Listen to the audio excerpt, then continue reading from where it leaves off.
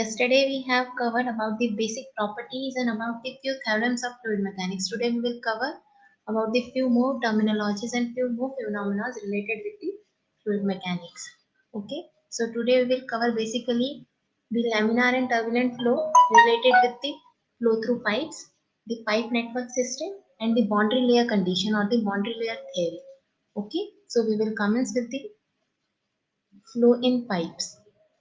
Now, in our day-to-day life system, we can see so many pipe system or so many examples of pipe system like a typical um, sewage system plant, then your water system plant, everything is connected with your pipe flow.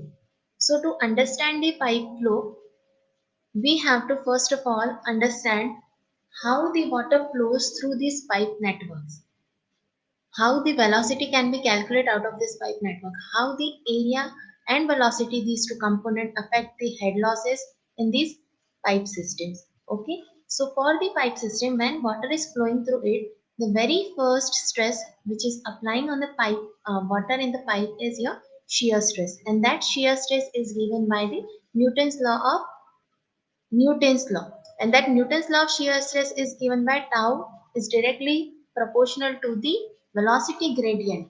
That is, tau is directly proportional to du by dy, where u is your velocity and y is the vertical component of your pipe. That is the width of your pipe. Now see here, mu is your coefficient of viscosity that will be replaced by the proportionality constant.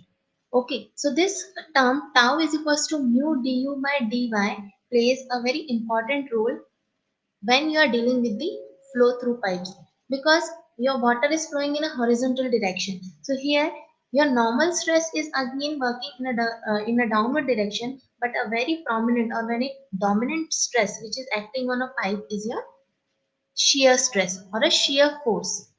Okay, so to understand this, let we consider a simple horizontal pipe. Okay, the pipe boundaries are smooth and we are having a flow through it. Now, when you are dealing with a pipe system, its velocity plays a very vital role. So, in 1883, a British engineer named as Renault has conducted one experiment that will depict about the velocity and the rate of flow. He had given a correlation between that how velocity will change the flow rate. So for that, or to understand this phenomena, he had conducted one experiment. Yes, here you can see that he had conducted one experiment. In that experiment, he had injected a ink or a dye into the pipe network in the middle of that stream, and he observed that what is the pattern of the dye when we will vary the velocity. So at the very first observation he observed that when the velocity is lesser, then the dye will flow in a uniform pattern, or it is flowing in a parallel manner. When again he has increased its velocity, there is quite undulation or the disturbance into the dye pattern. Then again when he had increased the velocity, then the pattern of dye has shown the distorted ways, or it is actually mixed up, or it has been haphazard, it has been mixed into that water totally. So in all the three uh, cases, he had increased the velocity, and at first case, when velocity is lesser, the ink or dye was flowing in a uniform manner or in a parallel manner. Then again, when the velocity has been increased, the ink was uh, before, or ink was trying to get mixed up into the water. And then again, when the velocity is going to beyond a limit, then ink was getting totally mixed into the water. It has shown a haphazard manner. Okay, so everything was based on the condition of velocity. So he had then calculated one formula. From that formula, we can find out a Reynolds number.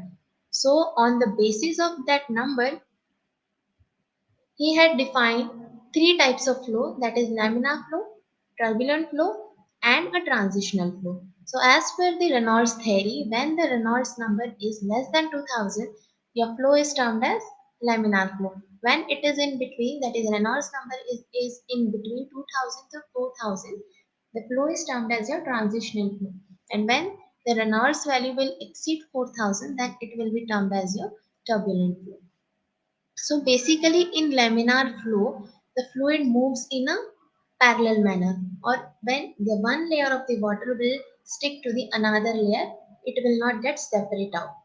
In turbulent flow, no two layers are adjacent to each other, they will move in a haphazard manner, and the condition between the laminar and a turbulent is termed as your transitional condition. These all three conditions are based on the velocity components, because as we are increasing the velocity, your flow will vary, and this terms and this will be totally depends on your Reynolds number values. Reynolds number values are your, they Reynolds has given a threshold value that when you will get a Reynolds number lesser than 2000, then it will be your laminar. When you are getting a value more than 4000, then it will be your turbulent, and when you are having a transition between 2000 to 4000, this will be a transitional flow, and this is for the case of flow through pipes. Okay, here you can see when laminar flow is there, water will flow in parallel manner,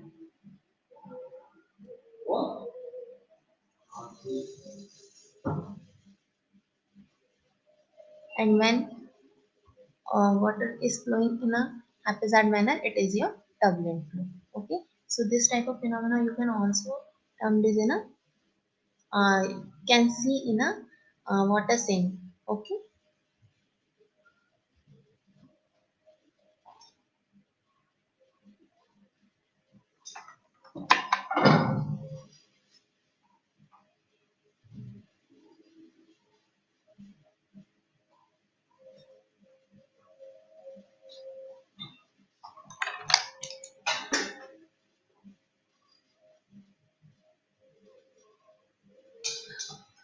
In yesterday's lecture, we have seen about the equation of Reynolds number, that is R is equals to rho Vd by mu, or Vd by mu, that is the kinematic viscosity. Okay, by using that formula, you can calculate the Reynolds number.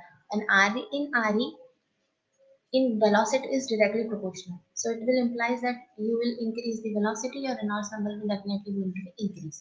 So lesser the velocity, lesser will be the Reynolds number. Your flow will be laminar. More will be velocity, your Reynolds number will be higher, and your flow will be turbulent. Okay.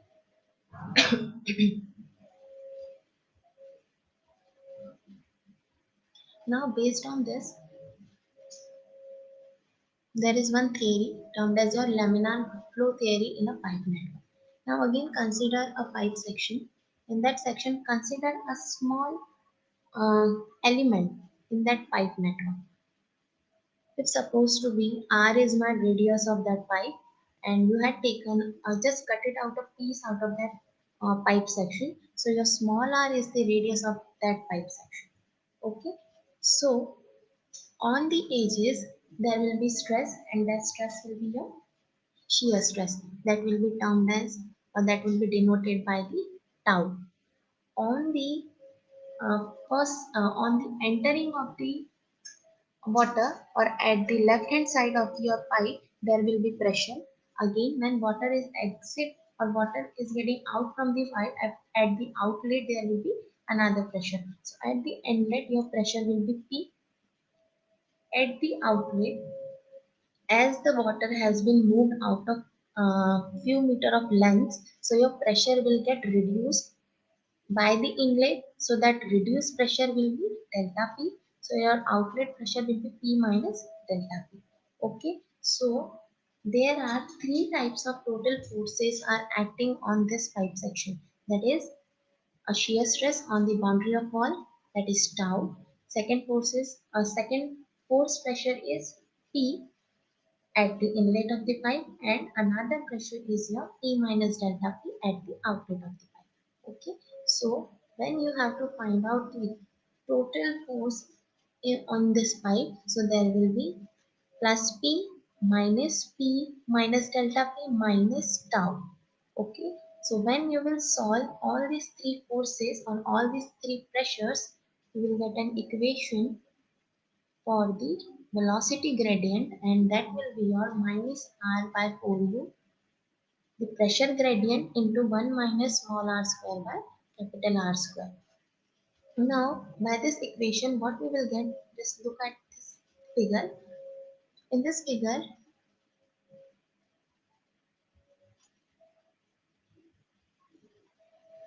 when you are trying, you have to find out the profiles of velocity as well as the shear stress.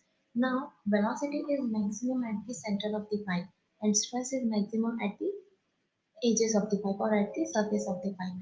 So, the first profile is your velocity profile, and second profile is your shear profile. Yeah, in examination there will be a problem related with this equation. We will see one problem on this equation.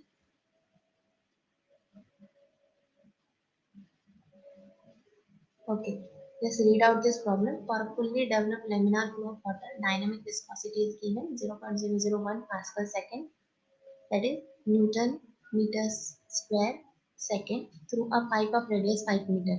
The axial pressure gradient is minus 10 Pascal per meter. The magnitude of axial velocity is at the radial distance of 0.2 centimeter is. Okay, the magnitude of axial velocity is asking, that is you have to find out.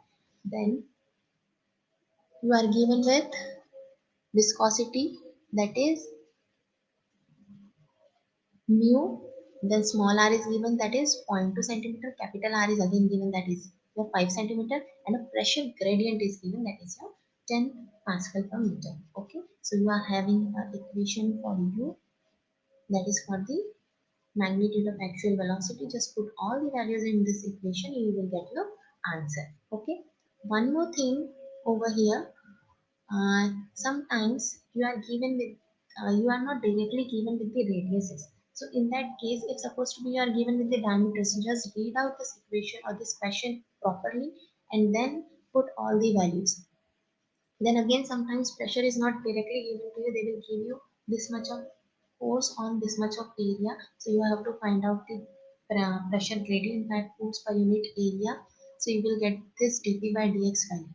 Okay, so just keep these small points into the mind. Just read out the question properly and then solve it. Just read out this one more equation on one more question.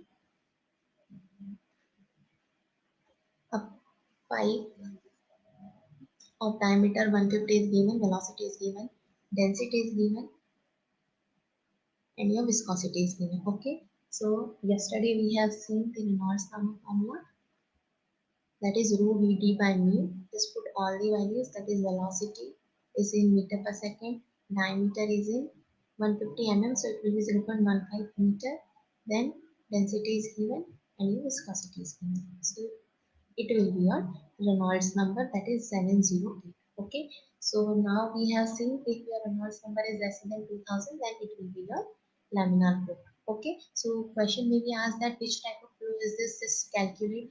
There will be options, so you have to find out first Reynolds number, and on that basis you have to decide which type of flow is this. Okay, so here your Reynolds number is lesser than 2000, so it is your laminar. Then this is one more question. Here one has like a laminar flow equation. One more equation is there to calculate the discharge, that is Hazen-Poiseuille equation. Derivation of this equation is not included in your syllabus. So for this equation, you are given with the data, direct data, that is a flow through a 10 mm diameter pipe. So D is giving you 10 mm, length is given 250, velocity is given 0.1 meter per second, density is again given, and viscosity is given. So put all the values into this equation and you will get the answer for the pressure drop, that is the P value, that is 6820 Pascal. Okay, all the values are given, just put all the values into this equation and you will get your answer. Now we will move to the next topic, that is the types of losses. Now, when you will consider a pipe system or a pipe network, just observe this pipe. Now, so assume this is a horizontal pipe, okay, and water is flowing out of this. Now, what happened? At the inlet, you are providing a 100-meter head of the water. At the outlet, you will never get a 100-meter head of the water. You will get either 99.9 meter of water, 99.8 meter of water. So where this zero point 0.1 meter or zero point 0.2 meter of water goes, this will goes into the losses. Okay. Now there are so many types of losses in pipe system. Major two types of losses are your major losses and minor losses. Now in major losses, we will consider only the frictional losses. In minor losses, there are 5 to 6 types of losses. That these are the due to sudden enlargement, due to sudden contraction, due to entrance at the exit, and due to the pipe fitting. So we will see one by one.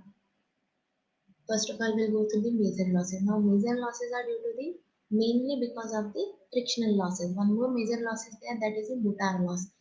We will not consider that motor loss until and unless it is given into your problem. Okay, so we will calculate only the major losses. Major losses are calculated by the formula,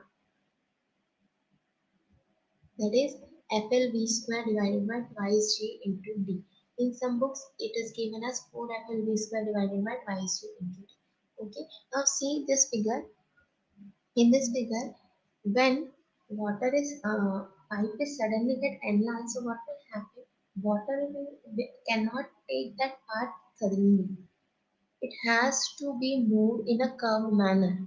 Okay, so there will be formation of ADs. Due to that ADs, there will be the head loss, or there will be the loss in the energy of that water or a fluid which is flowing through that pipe.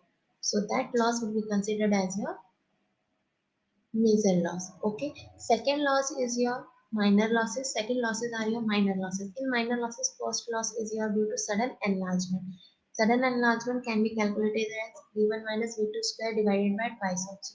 Here v1 is the velocity of first pipe and v2 is the velocity of enlarging pipe.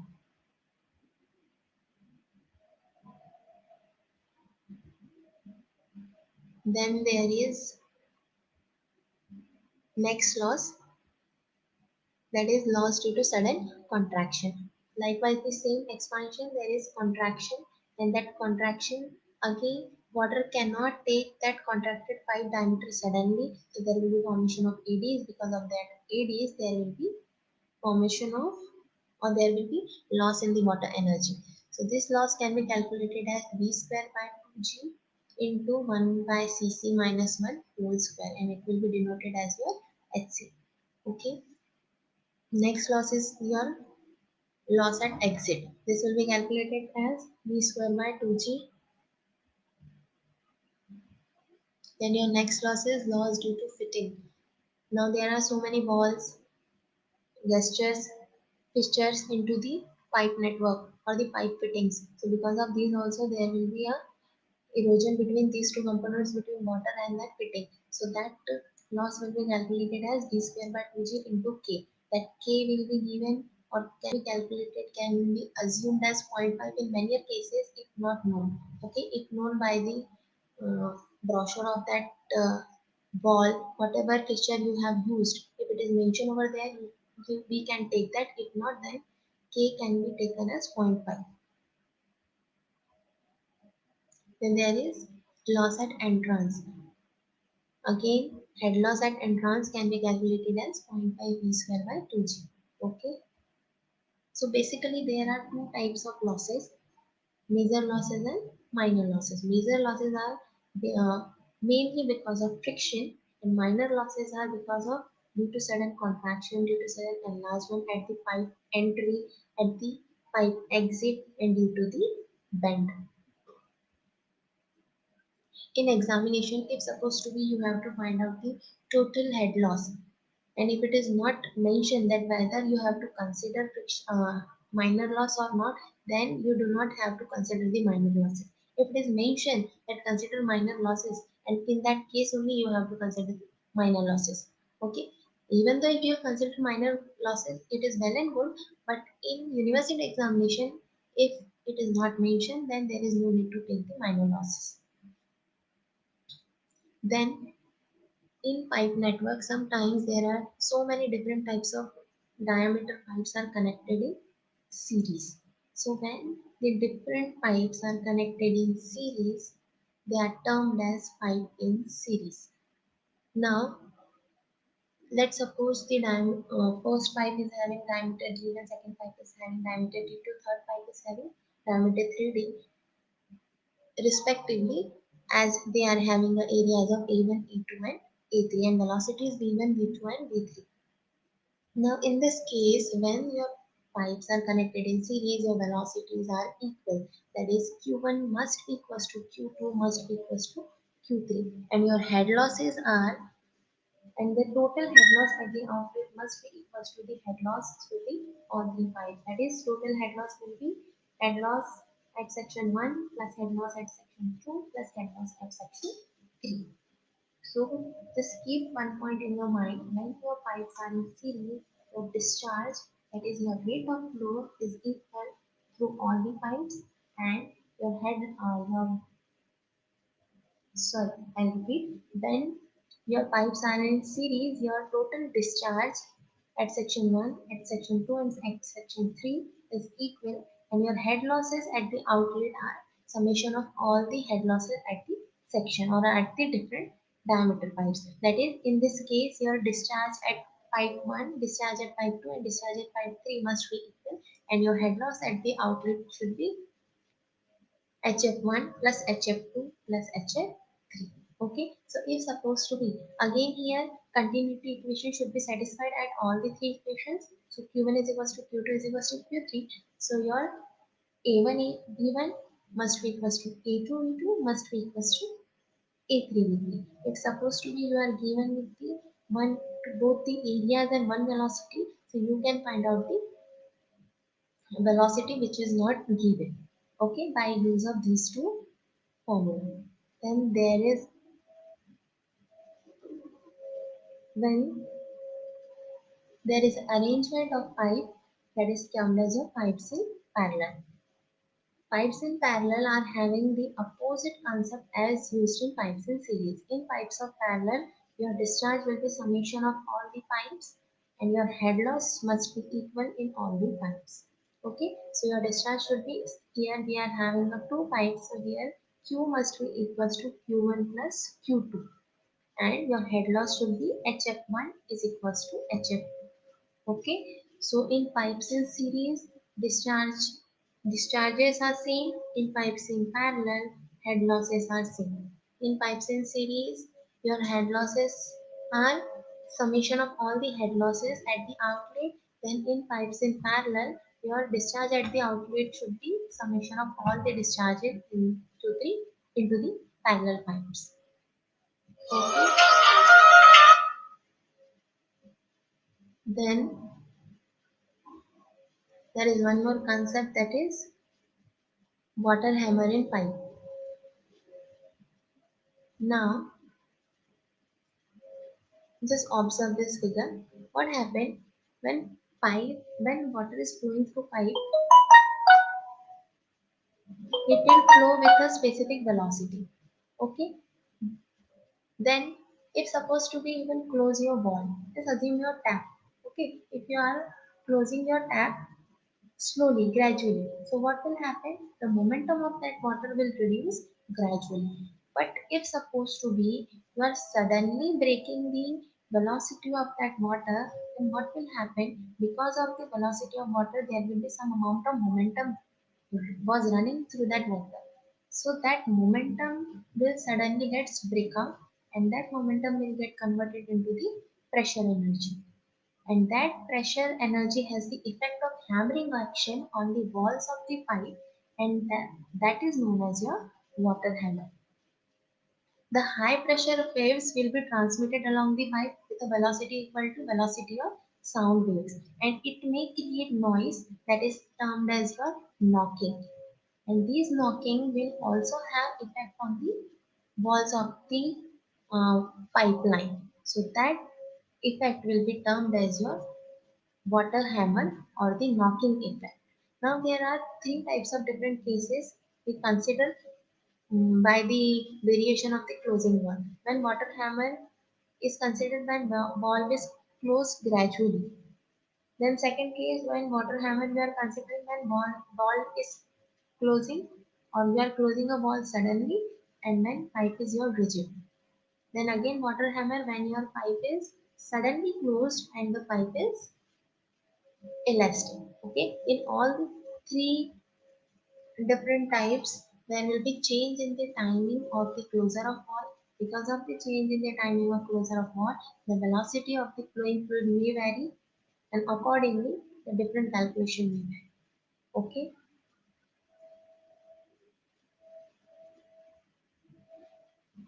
so I will brief out your flow in pipes. In flow through pipes, first of all, you should know about the different losses. Then there are different manners by which you can solve the pipe networks, okay, or the pipe assemblies. Like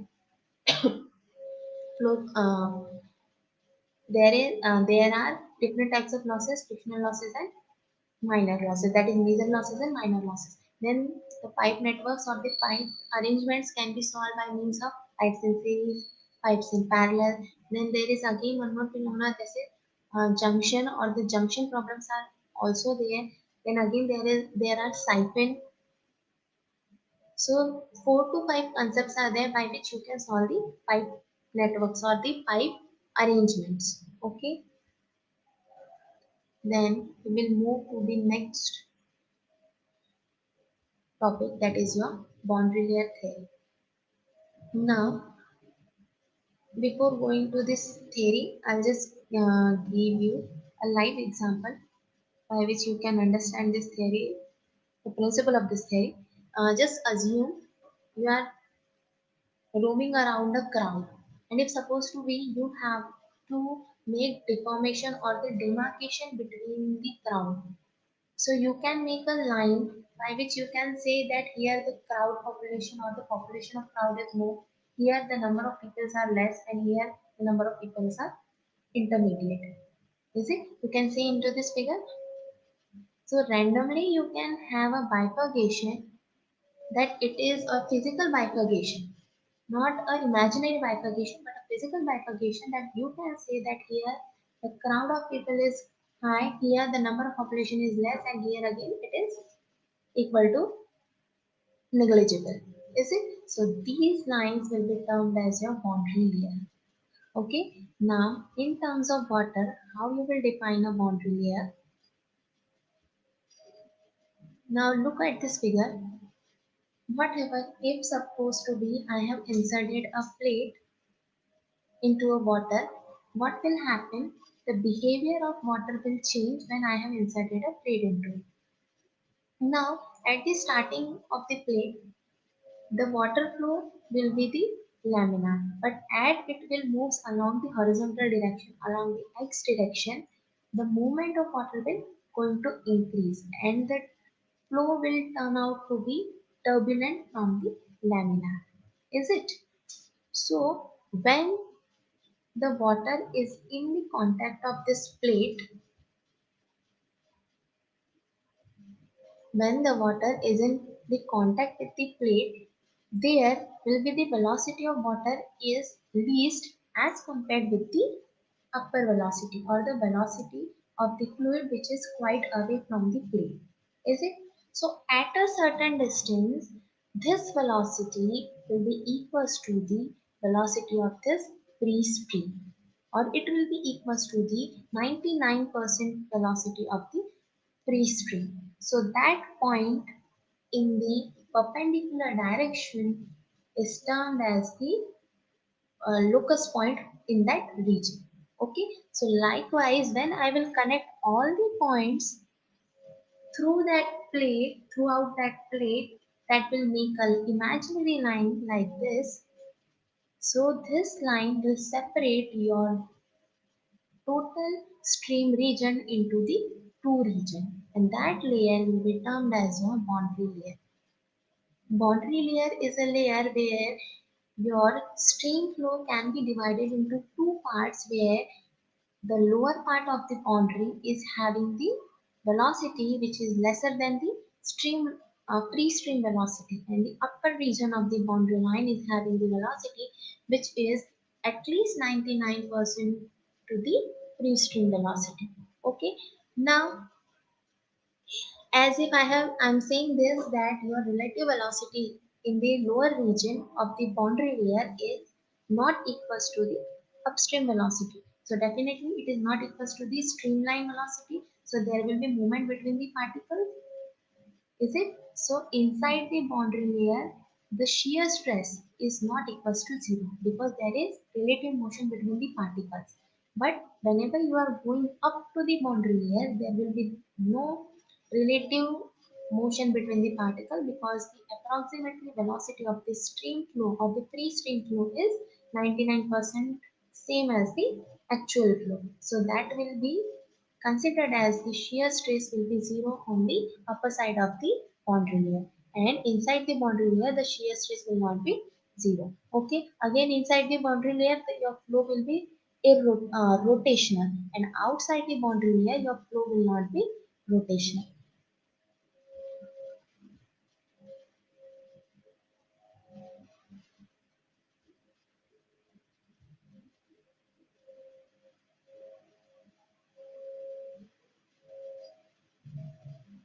Okay, now when you are moving in a horizontal x direction, what will happen? Amount of water is entering into the boundary layer. So the mass into the boundary layer will going to be increased as the water flows in a horizontal x direction. Okay. So to compensate that flow or that thickness, the plate must be raised by few distance or few of distance in a perpendicular y direction. That compensated thickness will be termed as your displacement thickness. I'll repeat.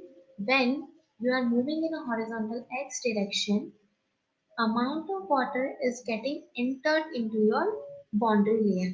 So just to compensate, just to make a uniform boundary layer in that region, that plate that plate should be raised by a particular distance in a vertical y direction. To compensate that reduction in a mass flow rate is termed as your displacement thickness. It is uh, denoted as your delta star, and this is an imaginary thickness. Okay, now let's go back to our discussion. Okay, now here you can see your free stream velocity is supposed to be u, and your uh, velocity in boundary layer is supposed to be v. Okay, so free stream velocity will be going to be definitely higher than your velocity in the boundary layer. Okay, so free stream velocity is a velocity which is 99% same as your actual velocity. As you are moving in a horizontal x direction, your flow will get transited from laminar to turbulent flow. Okay, so when your flow changes from laminar to turbulent, in boundary layer case it is termed as your critical velocity. And that critical velocity when it is closer to your laminar flow it is termed as your lower critical velocity. And when that region is closer to a turbulent flow then it is termed as your upper critical flow or upper critical velocity. Again, in boundary layer theory, Reynolds number will be calculated by the same formula, that is rho BD by mu. But here thresholds are quite different. When your flow is laminar, the Reynolds number should be equals to or lesser than 2000. When it is turbulent, it should be greater than or equals to 2800. And if the value is in between 2000 and 2800, your flow will be considered as transitional. Then, how will you calculate the thickness of boundary flow for the laminar flow? So in boundary layer,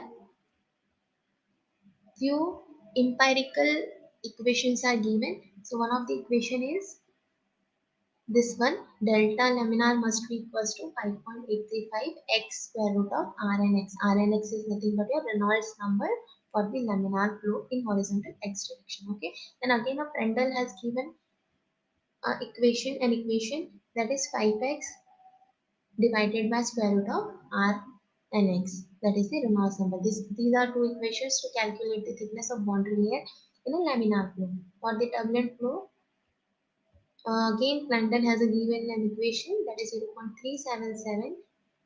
0.377 square root of Rnx to the power 1 by pi. Okay. So as if I have already told you, there is imaginary line or imaginary distance which will compensate the reduction in the mass flow. Okay.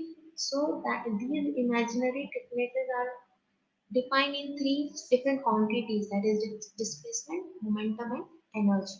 So displacement thickness is your delta star, momentum thickness is your theta, and energy thickness is your delta double star. Okay, so displacement thickness is termed as your displacement measured perpendicular to the solid boundary by which your solid boundary must be displaced to compensate the reduction in mass flow rate.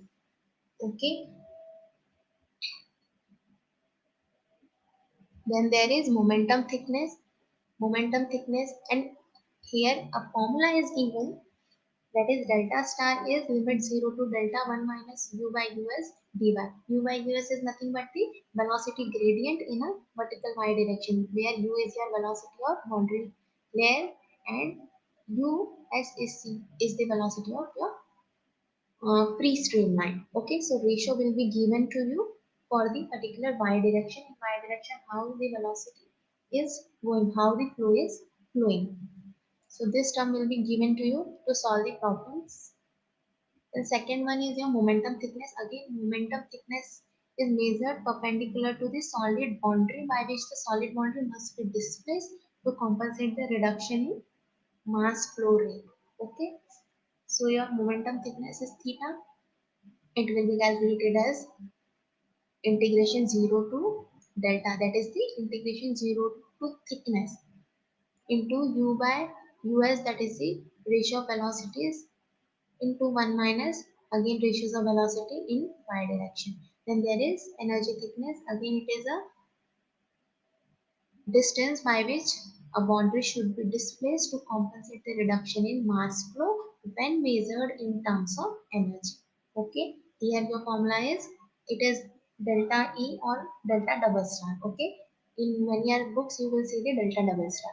So integration 0 to delta u by u, that is the free stream velocity and a boundary line velocities ratio into 1 minus u square by u square into dy. So by using these three equations, we will quickly see one example. Before this, just observe this figure. What happened when your flow is laminar? Definitely, your pressure is lesser. Okay, so as per from the critical velocity condition, the regions are divided into three parts. Okay, when your velocity is lesser, or when your pressure is lesser than zero, that is in a region when your flow is nearer to the lower critical value, that is nearer to the laminar flow. Then it is greater than zero, that is the pressure gradient when your flow is nearer to the turbulent flow or the upper critical value. Then in between this region, there is a transitional region again between the lower and upper critical values, and your pressure gradient will be equals to zero.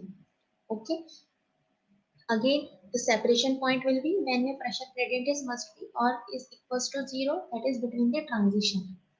Once the transition has been started from the lower critical value to upper critical value, your velocity will going to increase. Okay, okay, we will just see one example. Here on this concept, two types of question can be asked. One is to find out the thickness of the laminar boundary layer or turbulent boundary layer. Okay, so we have seen three different formulas. Two are for laminar and one is for turbulent boundary layer. So you can directly find out the values of thicknesses by using those formulas. Okay, another type of problem is on the thicknesses. You have to find out the displacement, momentum, and energy thicknesses when you are given with the velocity gradients. Okay, so here um, velocity ratio is given, that is y by delta, and you have to find out the thicknesses.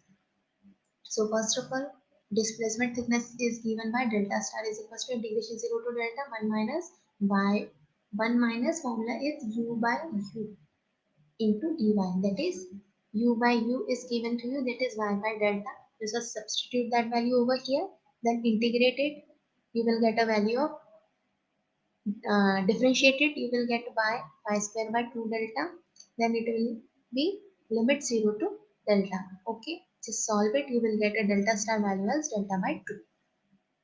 Then there is momentum thickness. Again, momentum thickness, we are having a equation of integration 0 to delta velocity ratio 1 minus velocity ratio. Okay, so just replace that velocity ratio by pi by delta value.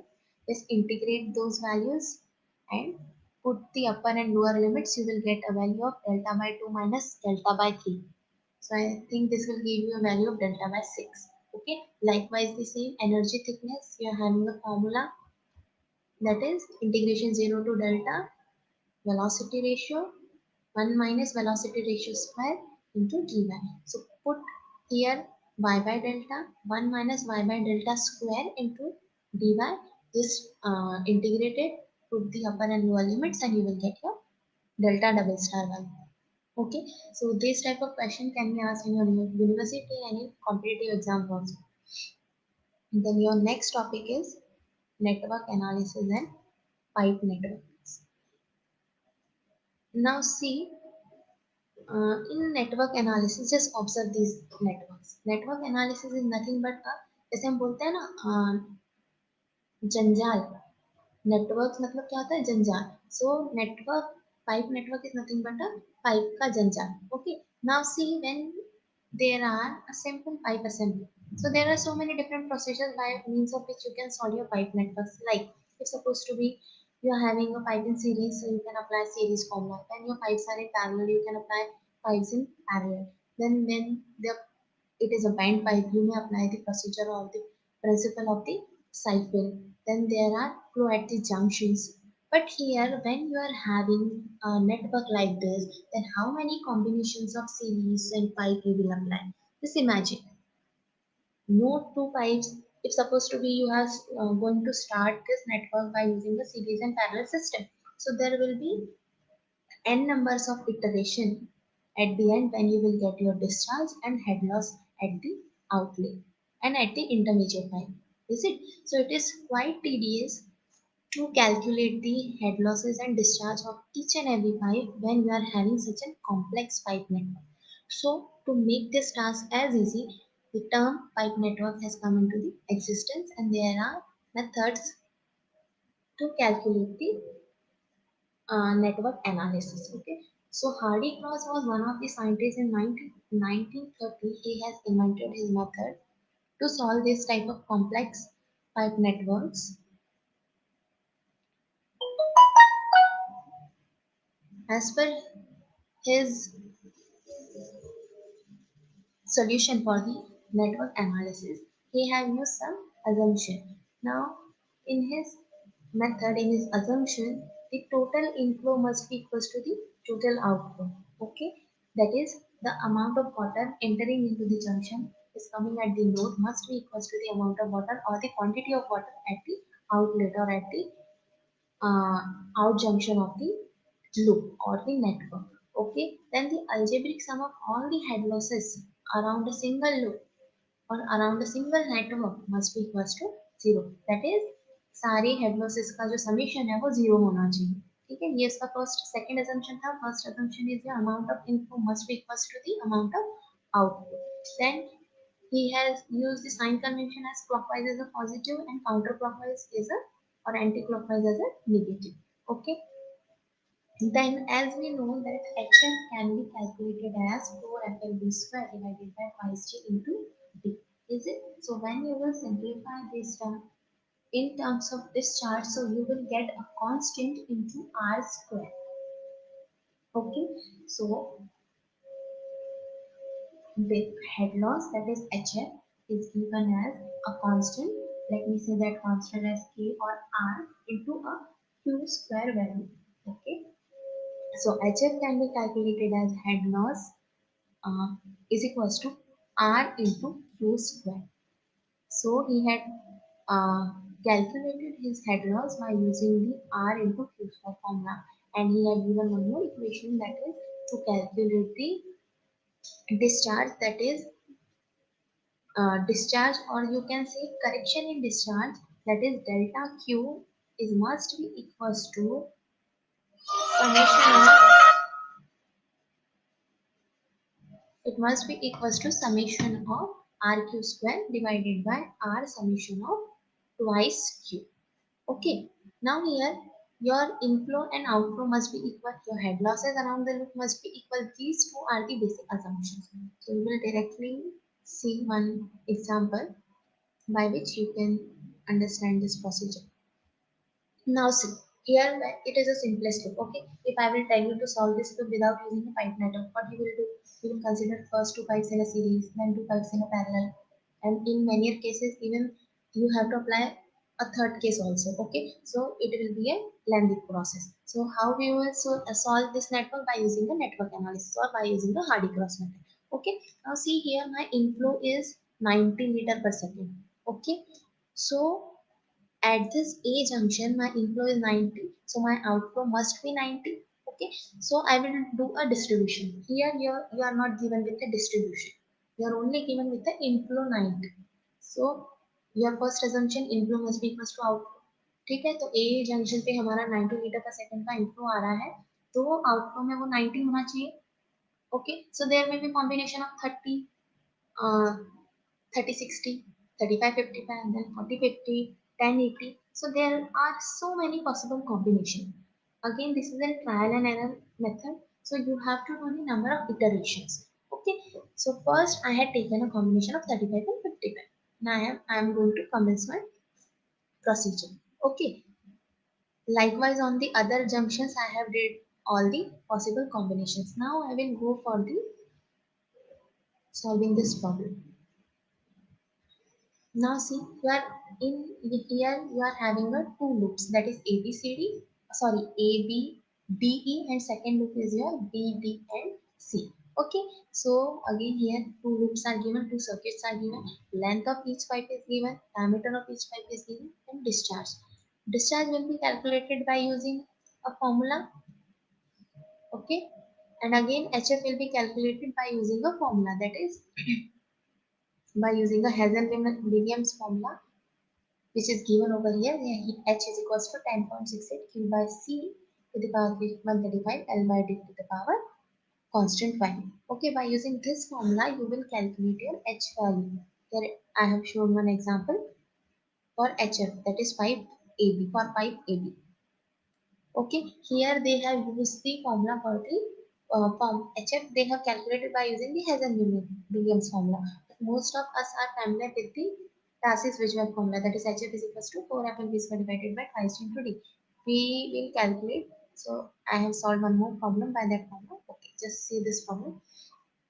In this problem, you are given with the outflow of 20, here inflow of 1000, here outflow of 30, and here outflow of 50. Okay, so you have to make a possible combination for these inflows and outflows. Okay, so we are having a simple formula to calculate the correction in discharge, that is delta q will be calculated as your summation of rq square divided by summation of twice rq. Okay, so here two loops are there, that is loop ABC and loop BCD. Clockwise will be considered as positive, anti-clockwise will be considered as negative. Okay, one thumb rule is there. You are given to the R value. If your R value is lesser, take discharge on a higher quantity on for that link. Okay, here you can see I had taken 43 and 57. Okay, because my R quantity is lesser for AB, so I had taken a higher value of discharge in that link. It is a thumb rule, but if you are not knowing this, you can even start with the 50-50. You have to do one more extra iteration. Okay, nothing else. Okay, so now in pipe AB, the R value is 2, and the discharge is 57. So I need two quantity, that is RQ square and twice RQ. So calculate RQ square and twice RQ, make summation of each RQ square and twice RQ, you will get your discharge. That is delta Q correction. Here my correction value is 1 for loop ABC. Likewise the same for second loop, that is loop BCD, we are having a correction of -3. Okay, just keep one thing in mind. If your magnitude is 1 and you are dealing with a clockwise direction flow, then it should be, the flow should be reduced from that discharge. And if your value is -3 and you are having a clockwise flow, then in that case it should be added into the discharge. Okay, then I'm having here a +1 meter cube per second discharge correction. So here my flow was clockwise, so I have added here 57 plus 1, that is 58. Then 43, again a anti-clockwise, I have reduced over here, and then here it was a 21 because the BC limb is common for the both the limbs. Okay, again by using same principle, I will do the second iteration up to when, up to I will get the correction in discharge, that is delta Q as a as if or equal to the 0. Okay, here I am getting a correction as 0.18 and 0.3. So I can stop over here, and if you want a more precision, then again you can go for the third iteration. In third trial, your value will be nearer to the 0.001 or even lesser than that. Okay, in this case you may see again here R value is 2 and 4. So you can see if you might have taken the 40-60 ratio, that is 40 discharge for AB, you have assumed, or AC, for AC you have assumed a discharge of 60. But after even first iteration, you are getting a huge amount of correction. So by that correction, your discharge in AB will be reduced to or lesser as compared with the discharge in AC. Okay. So in that case, you are having a discharge of 0.18, so that will be added in 58, that will be reduced from AC. Okay, you may go for the third iteration again with the same principles. So by using this Hardy-Cross method, at the end of the junction, you will get the corrected discharge in each pipe. Then you can also find out the head losses. In head loss, the summation of head losses around each loop must be 0. Okay, so you can do the this is your checkpoint. You can check for the loop ABC as well as for the BDC that all the head loss summation is coming out to be 0 or not. Then how will you calculate the head loss? HF will be equals to your R Q square, and R is nothing but your 4 pi L divided by twice G. Okay, or simply HF is equals to FLB square divided by twice G into D. By means of this, you can calculate your head losses. Just keep these two basic assumptions, that inflow must be equals to outflow and summation of your head losses must be equals to 0. Clockwise will be positive, anti-clockwise will be negative. You have to do 2 to 3 iterations, and up till when you are getting your discharge as a minimum to 0, or it is nearer to 0 value. That your correction is nearer to 0, so you are getting the approximately equal values for the discharges. So hopefully you understand this method. So today we will consider about the four new topics of the fluid mechanics. The first one is your flow through pipes, about the laminar and turbulent flow. Then we have described one derivation for the laminar boundary layer. Then there is concept of pipe network, and we have seen two examples by means of Hardy-Cross method. So thank you.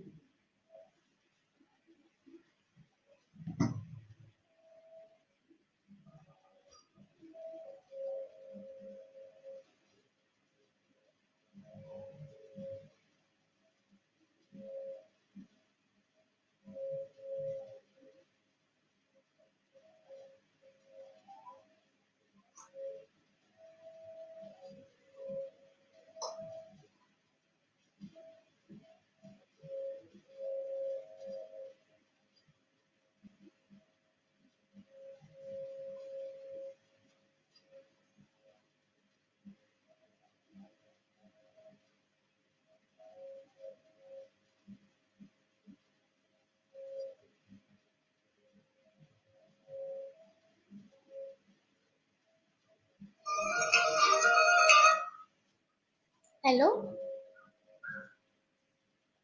हाँ मेरे को तो कुछ यहाँ पे। हाँ sir, हो तो गया है। एग्जिट करूँ क्या सर? अच्छा ठीक है सर, कर दिया।